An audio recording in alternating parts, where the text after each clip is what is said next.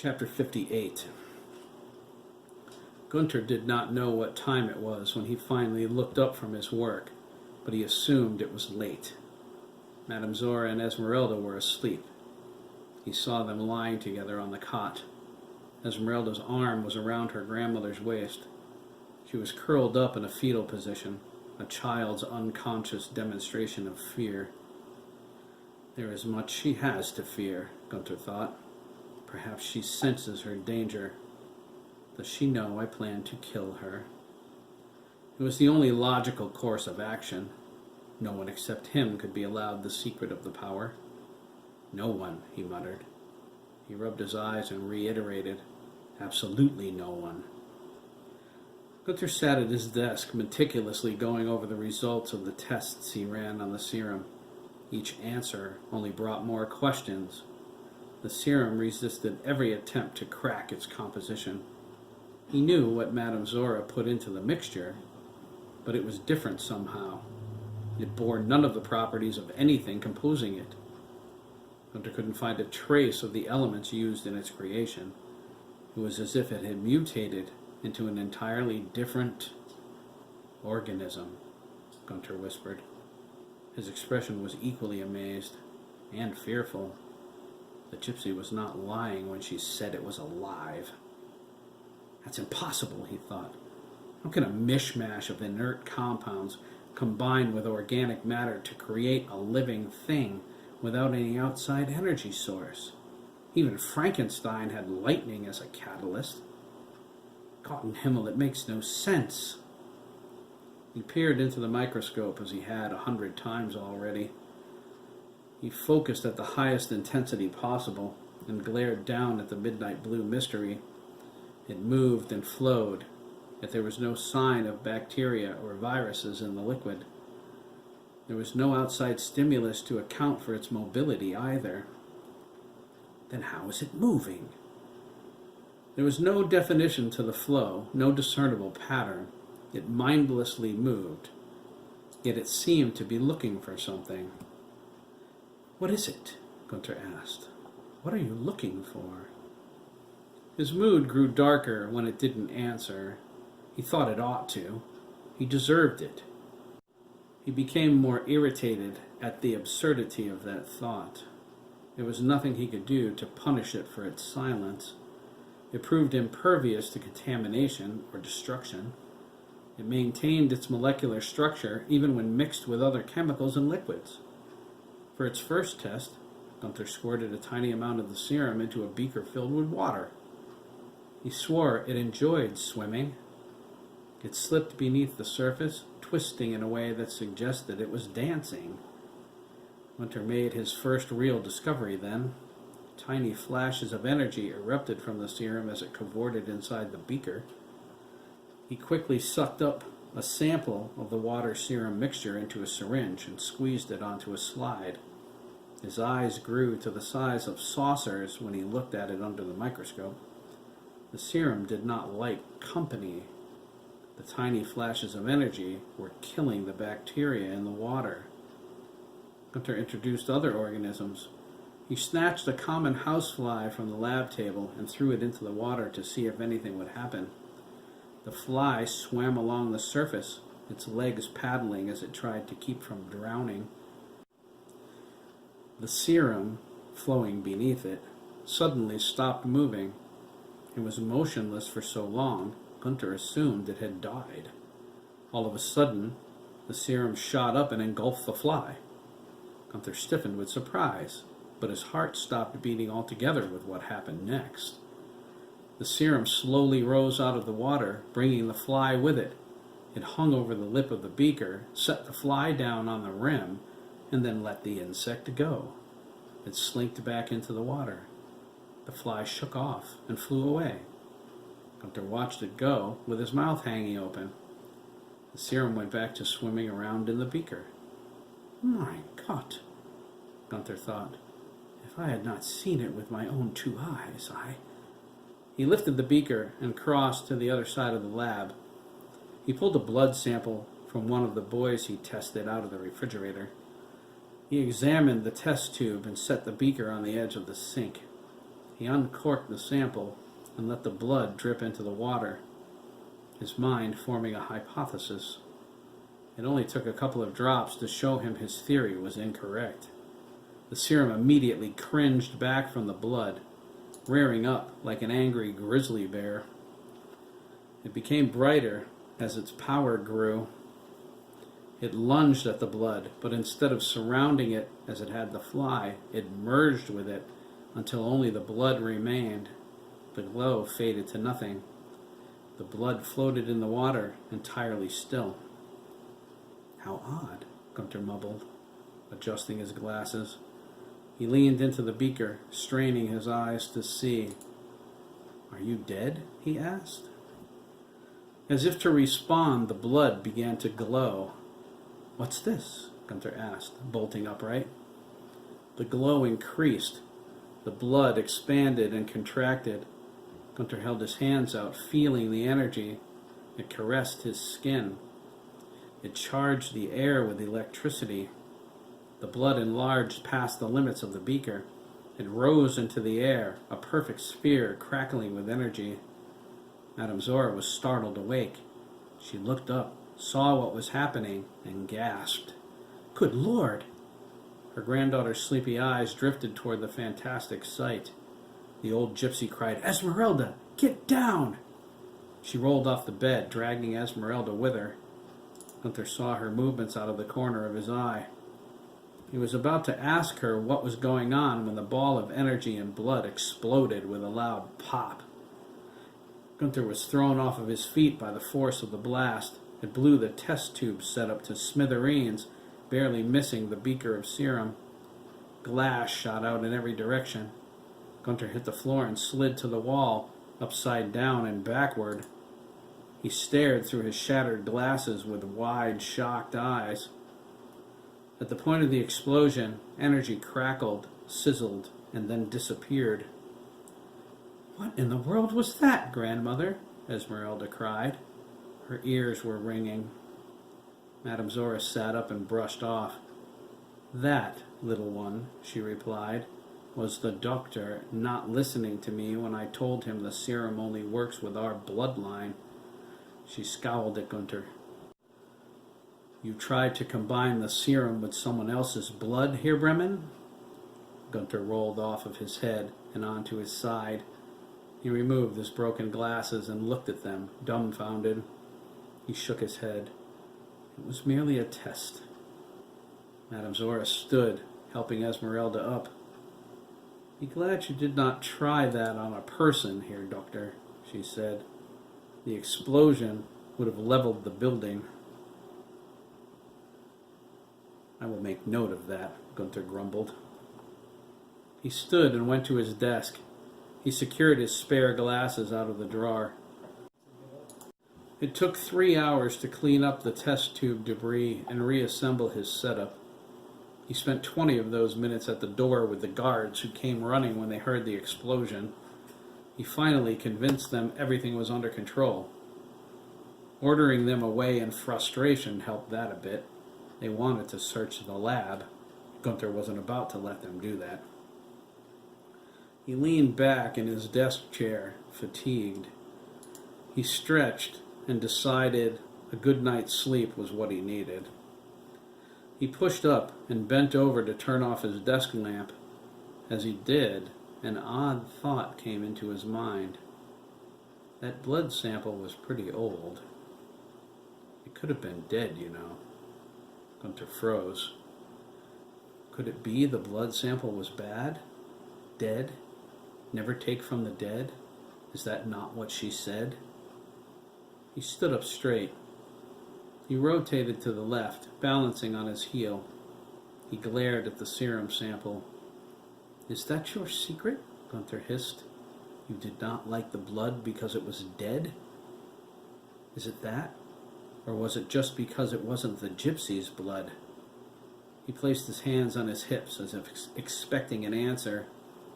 "How would you react inside a living body?" He pointed at the beaker. "There is only one way to find out." Gunther locked Madame Zora and Esmeralda in their room. He wasn't sure if she would try to interfere, but he knew she wouldn't approve. He couldn't have cared less about that. He didn't need her approval. He needed to explore every conceivable theory regarding the serum, no matter how remote or dangerous. He didn't trust the gypsy. She could be lying about the serum to save her and her granddaughter, Gunther thought. That seems more plausible than her insistence the power is bound to her bloodline. How could the power know what was her bloodline and what wasn't? He concluded. It could not. She is lying. Gunther put on his jacket, straightened his uniform, and retrieved a syringe from under the table. He stuck it into the glowing serum, drew back the plunger, and filled the reservoir. He walked out of the lab and locked the door. He went to the guardhouse. "We shall see if you are lying, woman," Gunther said, slipping the syringe into his pocket. The sleek black leather muffled the light. He set his jaw. "If you are, you will pay dearly for trying to deceive me." The gate guard was a brown-nosing opportunist. He fulfilled Gunther's request for 6 armed men within minutes of speaking to him, despite the pre-dawn hour. He took charge of the detail, hoping to impress the high-ranking Dr. Bremen with his efficiency. Gunther ordered the guards to locate one of the boys from the quarry detail, the one named Simon. His bawling made such an impression he remembered his name. He needed to inject someone with the serum. Gunther thought, why waste a good German soldier if the test proves fatal? If the serum does not kill Simon, the guards will. It was a death sentence for the boy either way, but the question of Madame Zora's truthfulness needed answering. The guards found Simon asleep in the barracks. They dragged him outside, kicking and screaming, begging them to leave him alone. The brown-nosing guards shut him up with a solid knee to the groin. Simon squeaked as his body became a rag doll. He slumped down, his feet dragging. The guards held him under his arms. "Take him to the quarry," Gunther ordered. He thought the fewer people who witnessed this, the better. He noticed prying eyes from the barracks, piercing the veil of darkness. We have already attracted an audience. 2 of the guards dragged Simon along the road. His feet dangled lifelessly.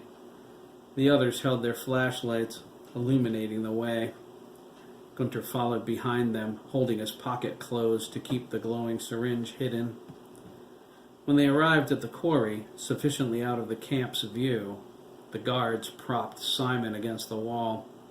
He was dizzy, his vision doubled, but he was aware enough to know Dr. Death had him. He struggled to raise his head.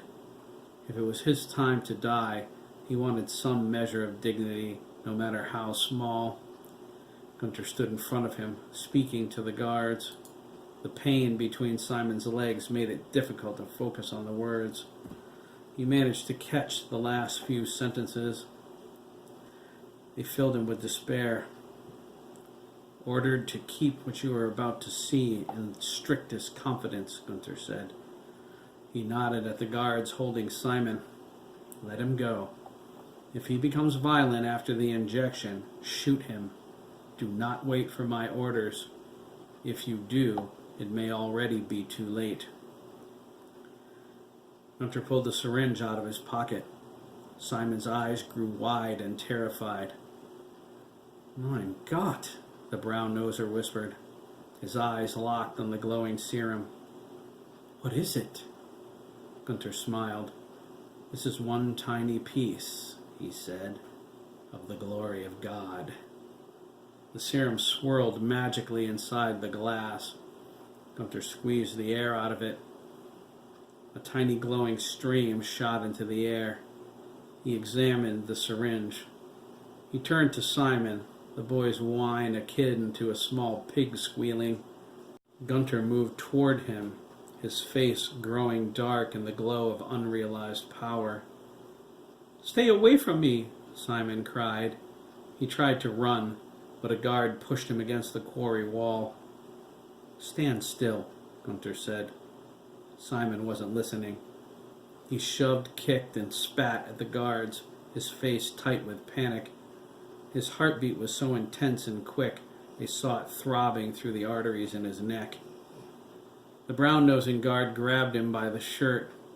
He lifted Simon off his feet and slammed him onto the ground. The impact drove the wind out of him. "How is that, mein Herr?" the guard asked. Gunter moved in and knelt in the middle of Simon's chest. "It will do," he snorted, letting his weight sink forward. "Hold his hands." The guards held Simon by his arms and legs. Simon cried with force, straining to break free. Gunter was tired of this display. He slapped the boy across the face. Gunter said, "Enough of this. You must not be afraid." He held the needle up. "Do you know what this is?" he asked. "This is power, Younga. The power to change the world."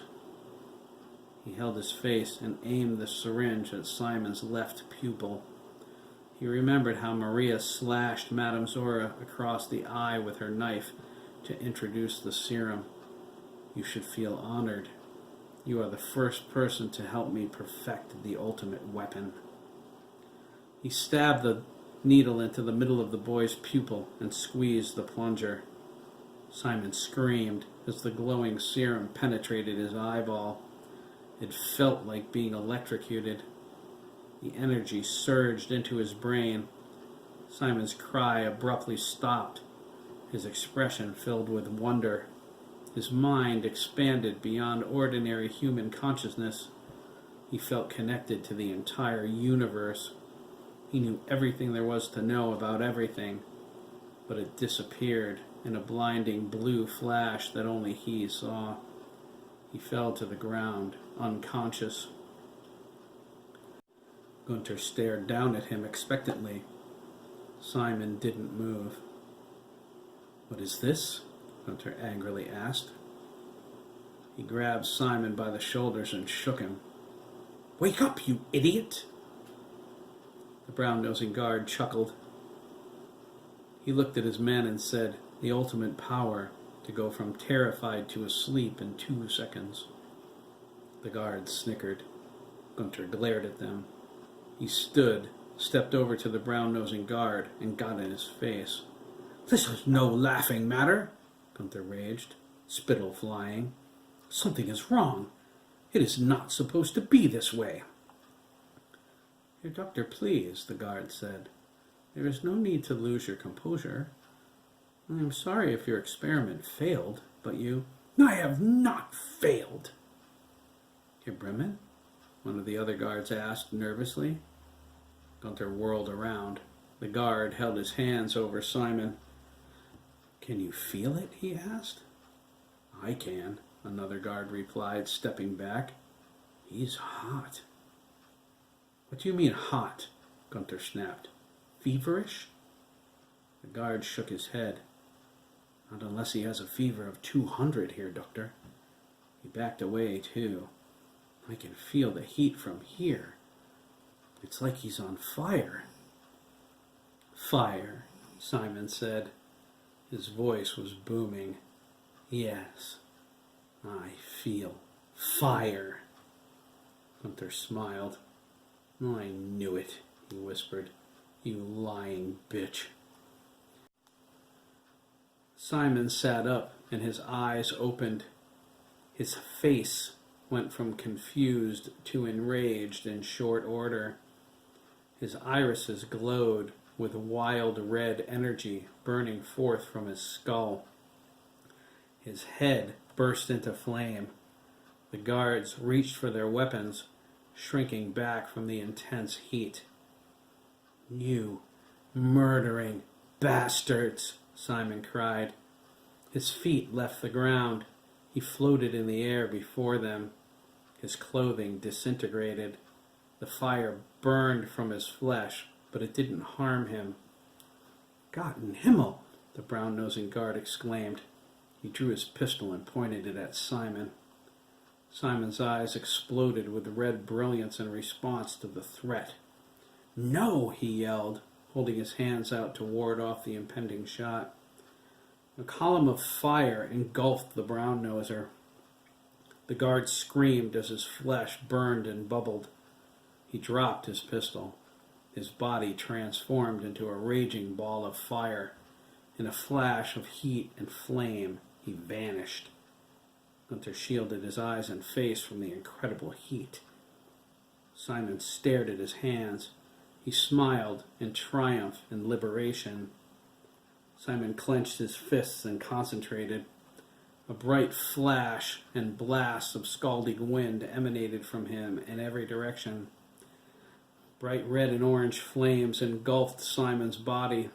The force of the heat threw Gunther in the guard's back. Gunther hit the ground. He glared at Simon, terrified. He would later thank God the boy's attention was focused on the guards and not him. "Shoot him!" a guard cried, firing his rifle. Simon held his hand out. The bullets burst into flame inches before striking him, disintegrated by the intense heat.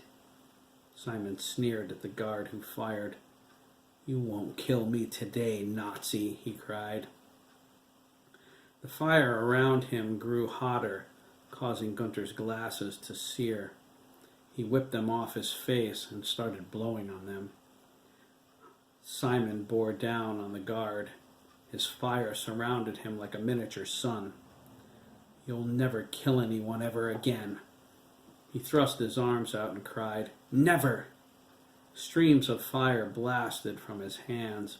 They melted the rifle and incinerated the guard. 1 second he was shooting. The next he was reduced to a fine ash. The 5 remaining guards turned to run. Simon saw them out of the corner of his eye. "No!" Simon raged, waving his hand toward them. A wall of flame erupted from the ground and encircled them. "You have to pay. Today's Judgment Day, swine." He brought his hands together in front of him. "Now, burn!" The wall of flame rushed around the circle faster and faster. It grew hotter until it was white from the heat. The guards had their backs pressed against one another as the ring closed in on them. They had time for one scream before the flames turned them into silent black ash statues. The fire shot into the sky like a tornado.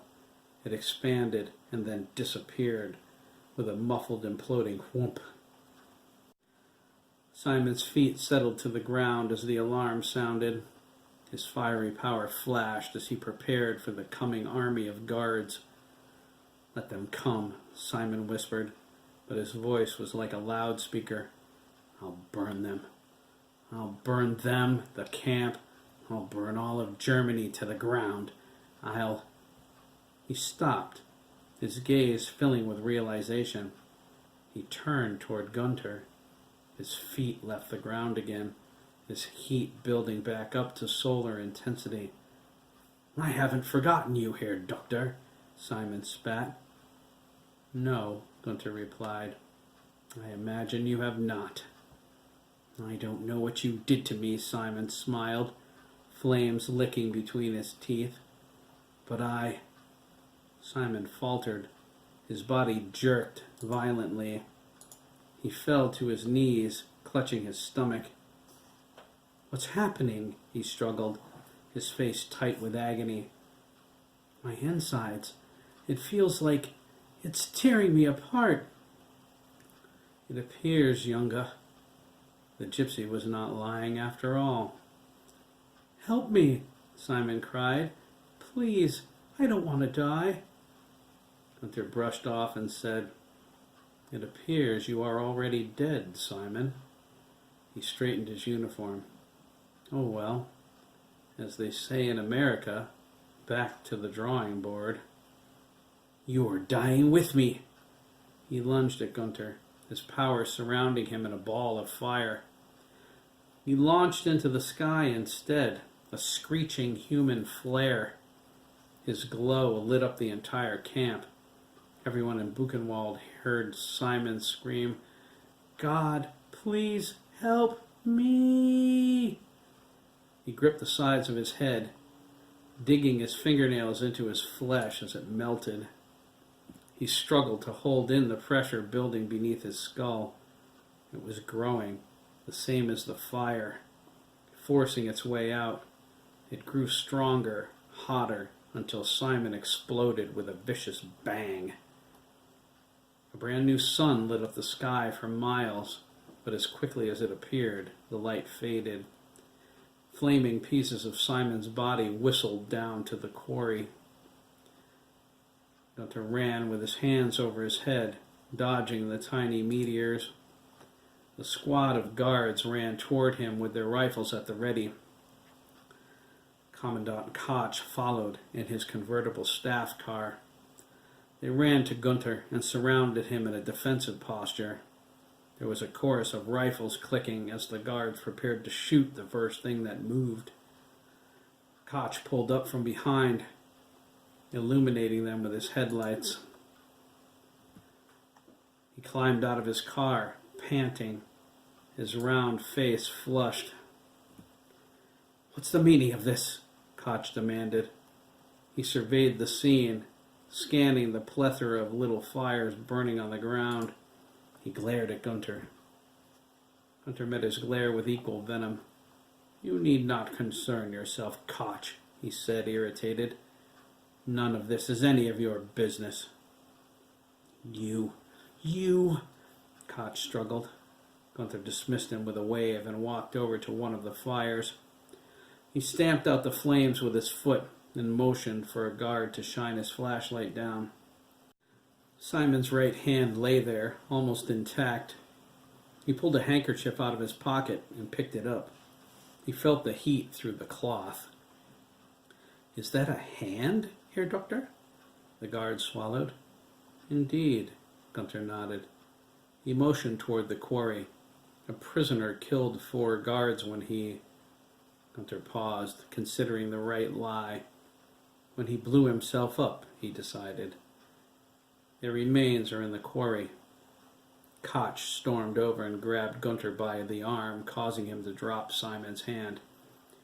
"You don't expect me to believe..." Gunter shoved his pistol under Koch's nose. "Unhand me, you fat fool," he shouted. Koch quickly let go. Gunter continued pushing, forcing Koch backward. "You will believe what I tell you to believe," he spat. He sipped his glasses back on as he pushed Koch all the way to his staff car. "If you ever touch me again, I will kill you." He held Koch there while he tilted his head toward the guards. "Gather up every piece of the body you can find. Follow the burning piles. It should be simple. I want them brought to my lab quickly, along with some of the ashes from the guards." He glared at Koch. "You are all ordered to keep silent concerning anything you witnessed here. A prisoner with TNT blew himself up. If there is any speculation on anyone's part to the contrary, I will have them shot." Hunter yanked his pistol away from Koch's face. He picked up Simon's hand and stormed back toward Buchenwald. "You'll answer for this," Koch yelled, his voice quivering. Gunter kept walking. "Go to hell, fat man," he muttered. He held up Simon's hand and snorted. "Perhaps my next test will be on you."